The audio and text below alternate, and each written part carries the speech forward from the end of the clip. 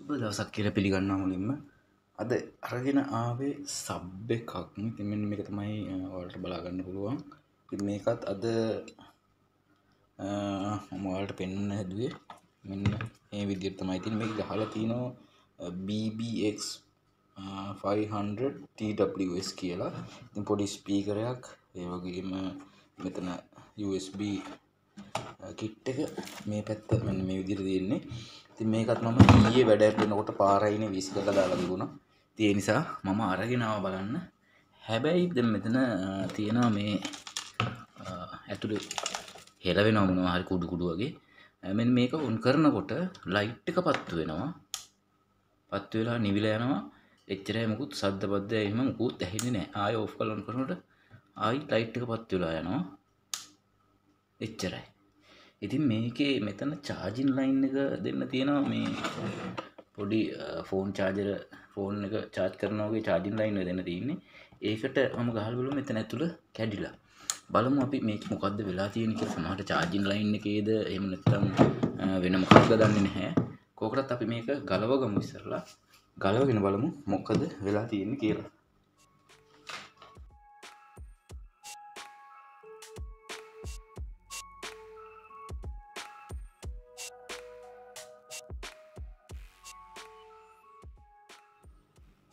හරි මම ඇන ටික ගලව ගත්තා. මේ විදිහට තමයි තියෙන්නේ. මුකුත් පේන්නේ නැහැ ඇතුලේ. ස්පීකර් එක තියෙනවා. ස්පීකර් එකේ හරි බැඳිලා තියෙන මේ රෙද්දේ ස්පීකර් කවර් එකේ ඇතුලේ වැඩි වගේ තියෙන පොඩ්ඩක්. වැඩි ටික ගසලා සුද්ධ කරලා බලමු. හරි මෙන්න මේ විදිහට තමයි මේක ගලවන්න තියෙන්නේ. මෙතන මේ උඩ ස්ටිකර් එක ගැලෙවුවට පස්සේ තමයි මේ ඇන තියෙන්නේ. මම මේක උස්සන්න ගිහලා පොඩ්ඩක් මෙතනින් මේ බ්‍රැකට් එක කඩලත් ගියා. ඉතින් ඔයාලා බලන්න ওই විදිහට ස්ටිකර් එක ගලවලා තමයි මේක ගලව ගන්න වෙන්නේ. මම දැන් මේකේ මේක ගලව ගන්න බලන්න. අනිත් පැත්තේ මුකුත් නැහැ ගලවන්න. ඇන එහෙම මුකුත් නැහැ. මෙතන ඇතුලේ තමයි ඇන ටික තියෙන්නේ.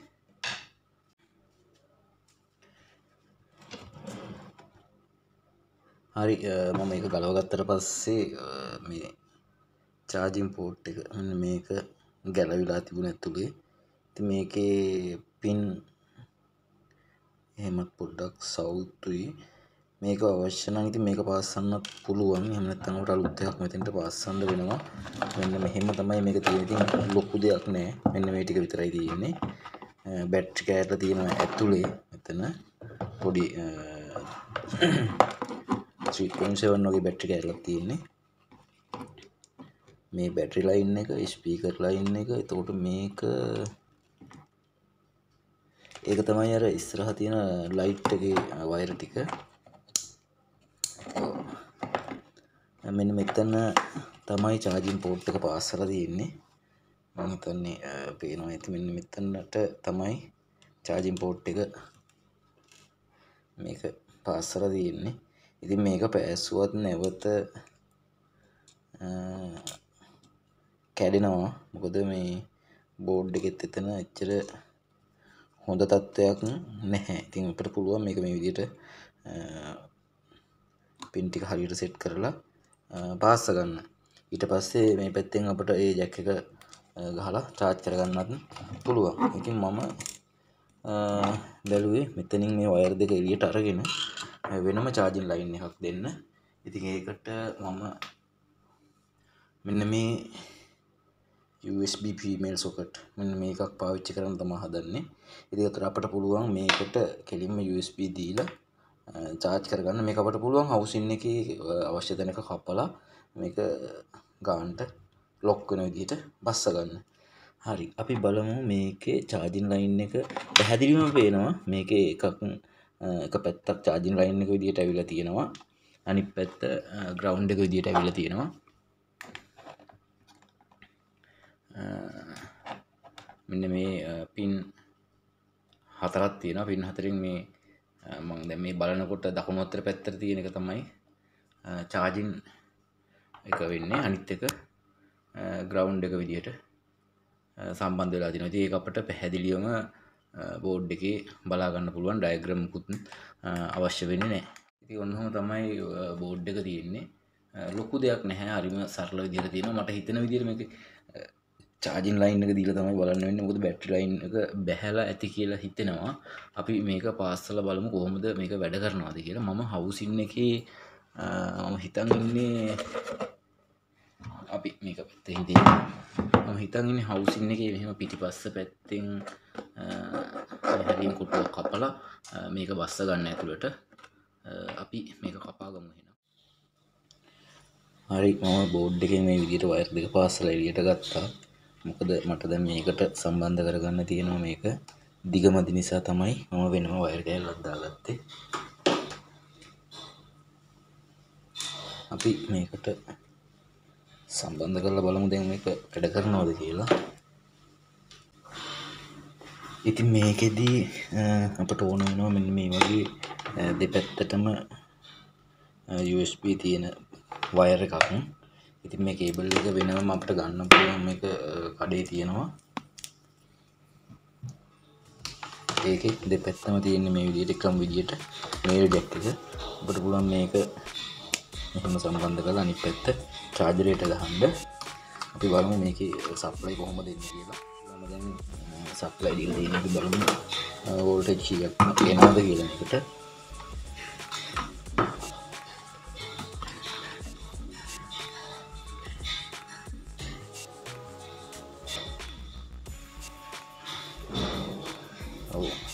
මෙතන පැහැදිලි තියෙන 5.3ක් වෝල්ටේජ් මේකට එනවා මේ චාර්ජර් එකේ. දැන් අපිට තියෙන්නේ මේක මෙතන මම මදර්බෝඩ් එකෙන් සම්බන්ධ කරගත්තු වයර් දෙකට මේ විදිහට සම්බන්ධ කරලා බලන්න.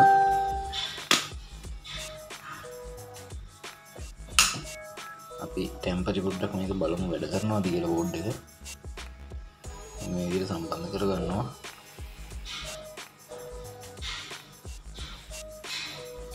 හරි. අපි බලමු අනිත් පැත්ත හරවලා. හරි. මම චාර්ජර් ස්විච් එක ඔන් කරනවා. ඔව් මෙතන පොඩි රතු පාට ලයිට් එක පත්තු වුණා.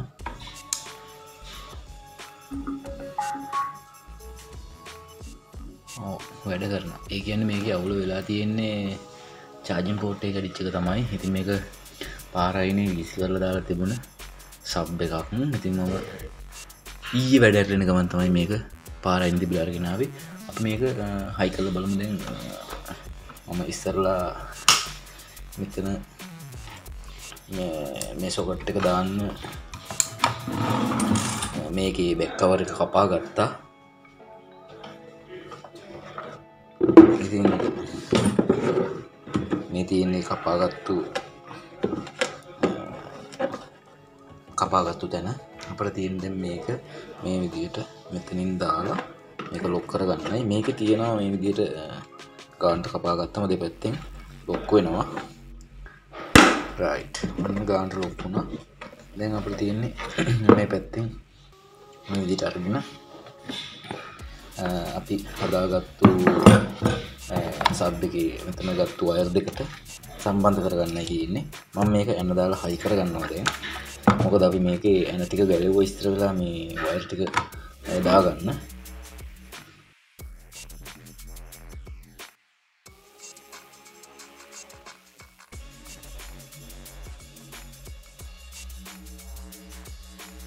දැන් අපිට පුළුවන් මේ ස්ටිකර් එක මෙතනින් මේ විදිහට අලව ගන්න. මේ විදිහට අලව ගන්න පුළුවන්. අලවගෙන එතන මේ නොබ් එක මේකට සම්බන්ධ කරගන්නවා. රයිට්. එච්චරයි කරන්න තියෙන්නේ. ඉතින් මෙන්න අනිත් පැත්ත මම එන ටික දාලා වෙන්න එන ටික තාම දෙන්නේ නැහැ. මෙන්න මේ විදිහට තමයි මේ පැත්තේ දැන් චාර්ජින් පෝට් එක දෙන්නේ. මෙතනට ගහපු ගමන් දැන් සබ් එක charge කරගන්න පුළුවන්.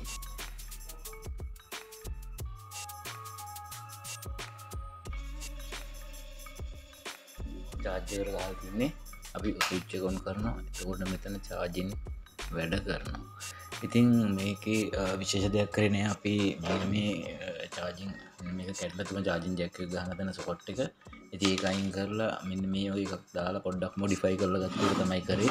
මේ පැත්තෙන් ඔයාලට බලා ගන්න පුළුවන් මෙන්න මෙතන. මේ තියෙන්නේ මම එහෙම දාලා හදපු charging line එක. ඉතින් එතෙන්ට අපිට මේක මේ විදිහට සම්බන්ධ කරාම මේ පැත්තෙන් charge වෙනවා. දැන් මේක on කරගන්නත් පුළුවන්. ඉතින් ඇත්තටම charging නැතුව තමයි මේක අවුල් වෙලා තියෙන්නේ. අපි බලමු මේක Bluetooth connect කරලා Bluetooth තමයි දැන් BBX 500i TWS කියන එක තමයි මේකේ මොඩල් එක වෙන්නේ.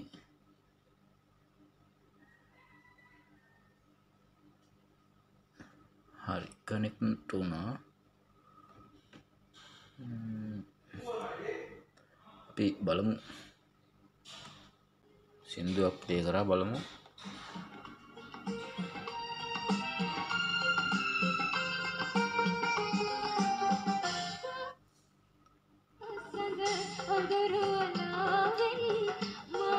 ඉතින් ඔන්න වැඩේ නම් හරි. බොහොම සරල දෙයක් තිබුණේ. ඉතින් charging line එක කැඩිලා තමයි තිබුණේ. ඒක හැදුවා. ඉතින් ඊට පස්සේ වැඩ කරන්න ගත්තා. But we tend to overindulge, which may cause heartburn and indigestion. ඉතින් ගොඩක් වෙලා ප්ලේ කරලා තියන්න බෑ කොපිරයිට් වදින නිසා. ඉතින් මේකේ මෙන්න මේක දාලා ඔයාලටත් හදා ගන්න පුළුවන්. හරිම සරලයි. ඒකට ඉතින් අර මම ඉස්සෙල්ලා පෙන්නුවා වගේ දෙපැත්තටම මේල් තියෙන USB කේබල් එකත් ෆීමේල් මේ සොකට් එකත් ගෙනාවනම් මේ වගේ එකක් මේ පොඩි ජැක් එක පාස්ස ගන්න බැරි නම් එතන කැඩිලා නම් බෝඩ් එක අපට පුළුවන් මේ විදිහට මොඩිෆයි කරලා හදා ගන්න. ඉතින් මේක ඇත්තටම බෝඩ් එක කැඩිලා තිබුණ නිසා වෙන ලයින් එකක් වෙන තැනකින් අරගෙන තමයි මේ විදිහට හදාගත්තේ. ඉතින් ඔන්න අද පොඩි වීඩියෝ එකක් ඔයාලට ගෙනාවේ. මේක පැත්තකට දාලා තිබුණා සබ් එකක් හදපු වීඩියෝ එක. ඉතින් ඔයාලට පුළුවන් වීඩියෝ එකේ හොඳ නරක හැමදේම කමෙන්ට් සෙක්ෂන් එකේ කමෙන්ට් එකක් දාන්න. ඉතින් ඒ වගේම වීඩියෝ එක මෙතනින් අවසන් කරනවා. වීඩියෝ එක බලපුවට ඔයාලට ගොඩක් ස්තුතියි. අලුත් වීඩියෝ එකක් කරන් ඉක්මනටම එන්නම්.